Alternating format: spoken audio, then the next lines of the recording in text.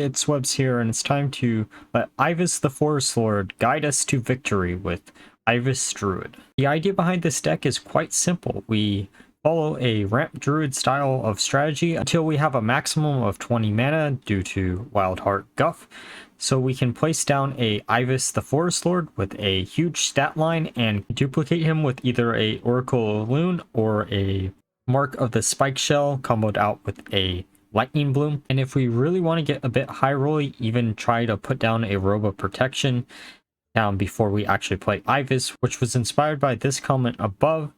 Otherwise, we have Yogg-Saron as a backup plan for the deck, as this allows you to actually win some games just through this. Though he is a bit RNG, so you don't really want to rely on him if you don't have to. For the Mulligan guide of this deck, Feature Studies is a great card for a turn 1 play, and you always want to keep it in your opening hand. Guess the Weight is actually pretty good to keep in your opening hand just because it allows you to draw into your deck. So is Moonlit Guidance, but I would prefer Guess the Weight over Moonlight Guidance in my opening hand if I had the choice. Overgrowth is also a great card to keep in your opening hand just so you can ramp up pretty quickly. And if you see a Wildheart Guff in your opening hand, keep it. The quicker you can actually play Wildheart Guff, the better, just because of the fact this will set your maximum mana to 20, and you can actually just use the hero power each turn to gain additional mana, or draw a card if you have a small hand.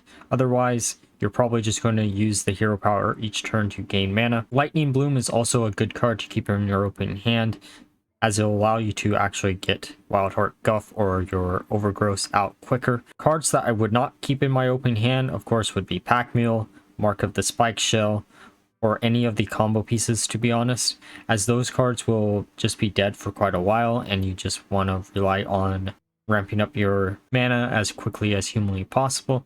Though, if you have to choose a combo piece to keep in your opening hand, Oracle of Elune can be pretty good if you can actually get a discounted Umbral Owl out with Oracle of Elune, just because this will allow you to have 2 4/4s for the price of 1 or even 0 mana in the deck. With that being said, let's go into some games. Alright, time for a game against Druid. This is going to be a little bit interesting, as there are a bunch of different Druid decks that it possibly could be. We're going to mulligan everything besides Guess the Weight away. This actually isn't that bad of an opening hand. We have 2 ways to draw cards out of our deck, and then we do have a way to scale our mana pretty quickly here. Okay, Faceless Manipulator, not something I wanted to see yet. So, I'm assuming this is probably going to be ramp. If they're not putting any minion down, it's usually what it's going to be. I'm going to use Guess the Weight, then guess more because there's a higher percent chance here. And it's Ivus.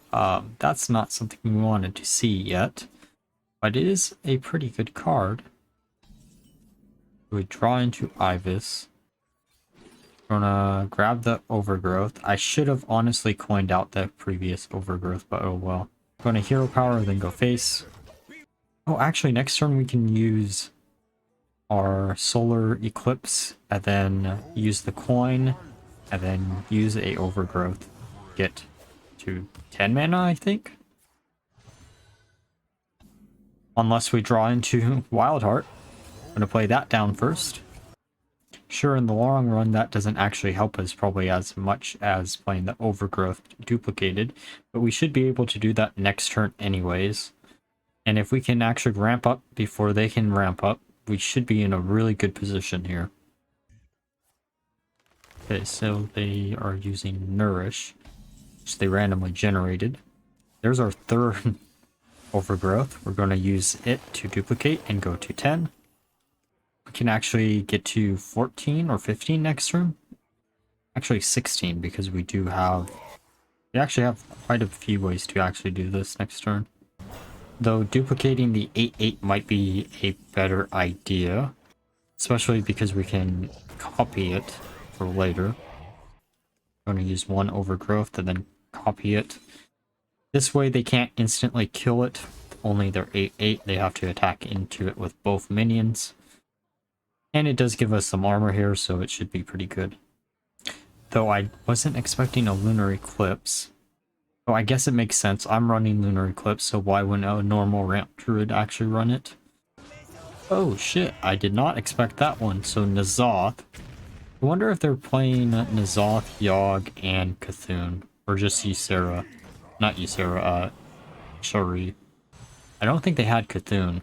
I think they only had 3 out of the 4 if I remember right. But we're not in a really good position here. Okay, so we have 14. Oof. I'm gonna use the Overgrowth. We should be able to survive this turn. We're at 18 mana. We have Oracle and Ivus in hand, which means even if we get low, we should have some really big minions here. Okay, Marsh Hydra. That's a card, again, that I never really expected anyone to actually use.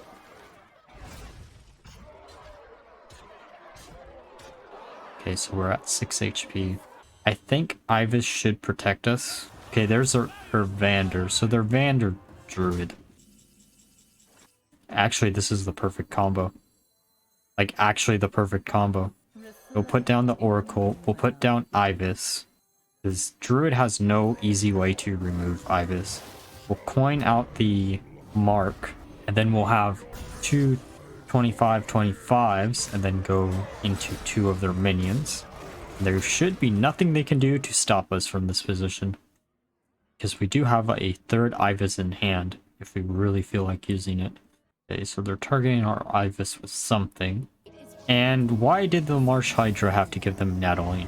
Out of all the possible cards, why did it have to be Natalie? We still have 1 on board, so we should be fine.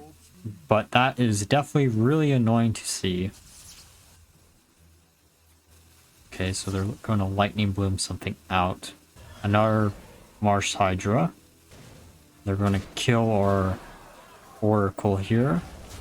That actually kind of sucks. But we do have the Ivus in hand, so we shouldn't be that worried. We're going to place down the Robes of Protection and then place down Ivus. He'll be a bit smaller, but he'll be unable to actually die, which is what we want. Because I think at this point I was thinking they had Cthulhu for some weird reason. Okay, there's their N'Zoth. Well, that's going to be annoying to deal with. We do have Cthulhu in the deck, so it should... Not Cthulhu, Yogg. So we might actually have a way to come back. Okay, Faceless Manipulator, actually what we wanted here. Going to grab Guess the Weight. Draw into a Owl. Guess something costs more, because why wouldn't it cost more at this point? Duplicate or Ivus. Get another Guess the Weight. That's actually pretty cool. Oracle, 1 card too late, I guess, but oh well. Okay, so we're not going to draw any more cards. We can play down Oracle, or we can Nature Studies. Guess the Weight is probably the option here. And then we're going to play down the Owl, which allows us to clear out the Hydra, I think. And then play Guess the Weight, get another Guidance, play down a Pack Mule, and that would have been nice if we had 2 more mana there.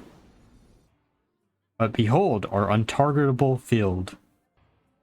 Our untargetable golden field. For the most part, at least. Okay, Localar. It's not going to do enough to kill both of them. Okay, so we can use our Guidance.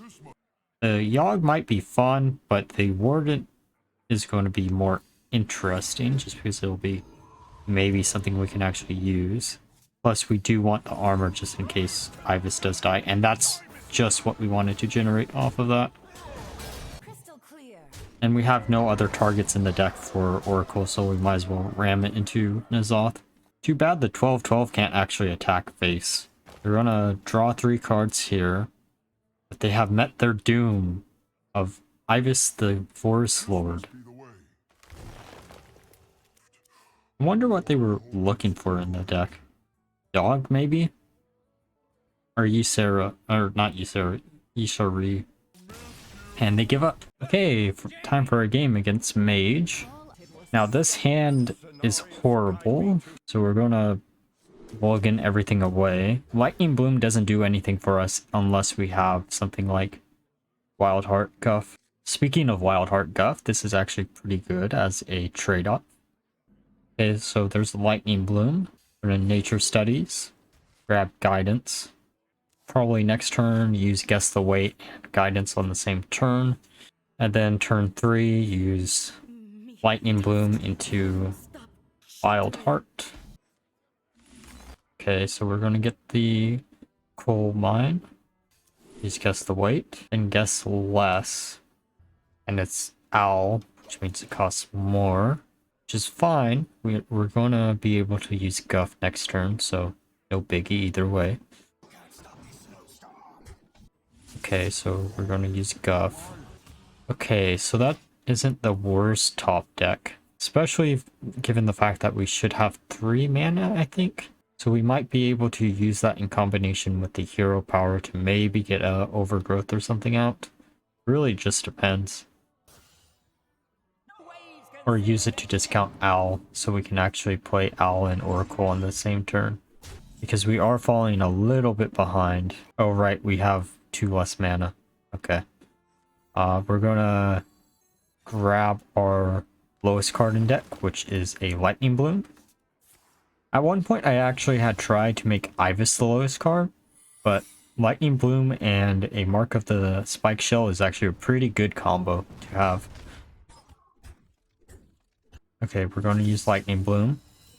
Use Lunar Eclipse. Kill the 2/3. Use Moonlit Guidance. Grab the Overgrowth, even though we don't really need it right now. Then place down our 2 Owls, so we get 3. Our hand is looking a little empty.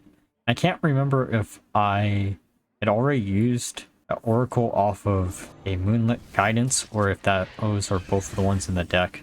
Because if both of those are the ones in the deck, then we might be in a little bit of a bad position. We can actually hero power first, and then actually use both Overgrowth and the hero power, and then just kill the 7/7. Not something I want to do per se, but it's better than nothing. We do have Yogg in hand, so we do have a way to win that way. I think we have enough spells done for Yogg to actually be online. Okay, so that's going to be another Arcane Overflow. That is not what we want to hit. Going to use Overgrowth, and then draw a card because we're low on cards. Again, not something I actually want to see here. Just going to go face and then pass the turn back. A second Owl, or Parrot, I mean. And it hits our minion again. Wait, does that always hit opponent? I don't think it does. We're going to use Yogg because it's our only chance here. We're going to draw a card, see what we get. Cenarian Ward isn't bad, but Yogg is just going to be a bigger chance of actually making us live.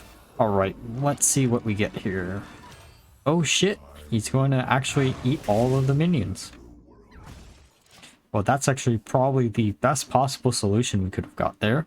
Now, if only they don't have a mass polymorph, we should be fine. We should be able to ward and use a faceless manipulator. Gonna draw a card. There's our Ivus. Still gonna do it like this though. Oh, perfect. Gonna duplicate the demon instead of Yogg, just because of the fact that if the demons die, we gain armor and we're at low HP, and mage tends to do a bunch of damage to face. So I'd rather have the armor instead of a 2023. Clumsy.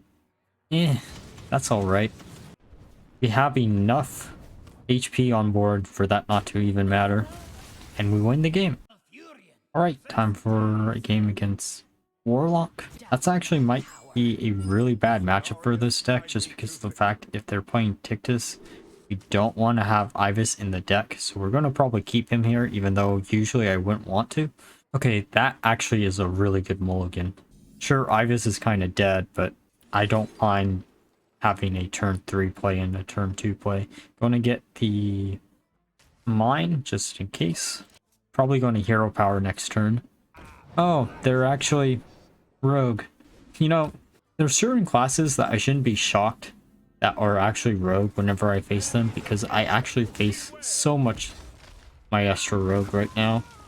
But if Maestro Rogue does get online before we can actually do anything, we might have to play Ivus early. Okay, so they're coining out a double agent, which makes sense, I guess. Guess the wait, we're going to use Overgrowth in 2 mana, pass the turn back. Guess the wait is probably our next turn, to be honest. Now, that is not something I want to see. Out of all the cards they could have randomly generated off of the Swashbuckler, that is probably one of the most annoying. We're going to guess if it costs more, and it doesn't. So we're going to draw our lowest card here, which is Lightning Bloom. And it does shuffle the deck, so don't need to worry about that for next turn.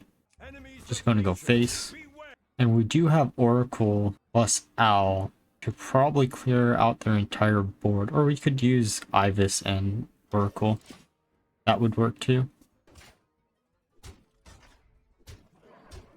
Okay, so we're getting real low, and we do probably want to get Ivus out as soon as possible.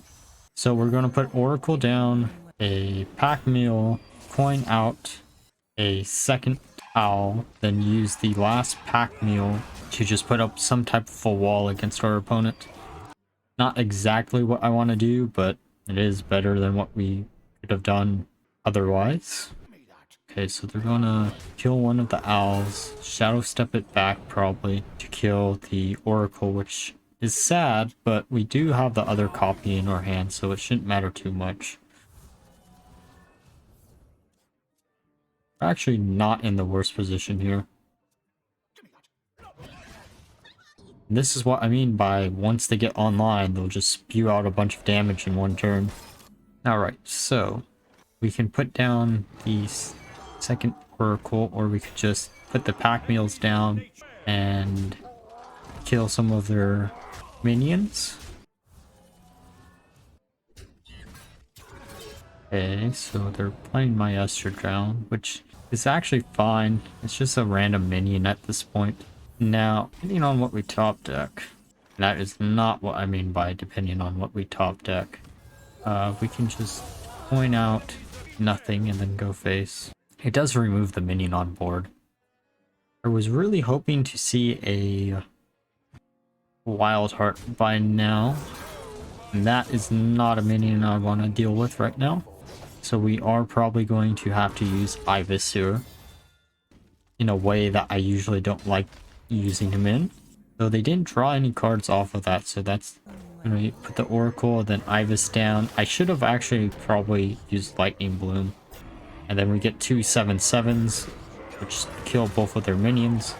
And the only thing Rogue can actually do at this point is hope they have a Scabs in hand, I guess. They're going to kill the Oracle, which is fine, but they're going to try to randomly generate some cards off of, I guess, some Wand Thieves. Well, that's an annoying card to randomly not generate, but to draw it into. Okay, Reconnaissance. I want to do a Vander Rogue deck, and that is a really good top deck, actually. We're going to use it on our Ivus, and then go face, hero power, and pass the turn. Probably should have actually put down the Ivus, but I don't think it's going to matter too much. Okay, double agent. Ooh, that would matter. We didn't have the last Ivus. Alright, now that we're through some games, let's discuss my final thoughts of the deck.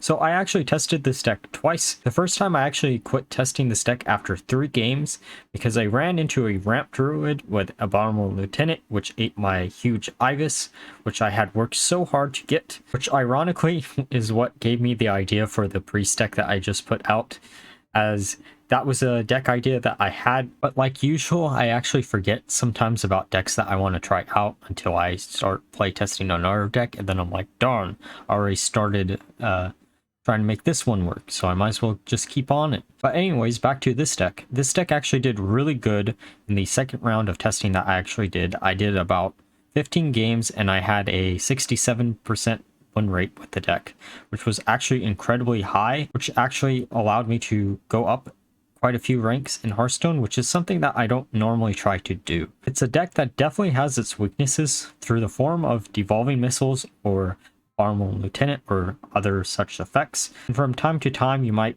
break a little bit on the combo pieces, but for the most part, this deck is actually pretty consistent in what it does. Overall, this deck is actually quite flexible and is an easy recommendation for anyone to try it out. I had a lot of luck with this deck. Ivus as a card is surprisingly flexible, as you don't always need to play him down whenever you have a lot of mana. You can play him early on in the game just so you can stop your opponent from hitting your face a lot if you have a way to duplicate him, as he does scale pretty quickly, so you don't technically need him to be used at 20 mana or in the high teens of mana. And you also have Yogg-Saron as a big finisher if Ivus doesn't pay off, which is definitely another card that I've been wanting to use for quite a while now, but I've never had a perfect home for him until right now. And with that being said, if you enjoyed the video, please leave a like, comment, and subscribe, and until next time, bye bye.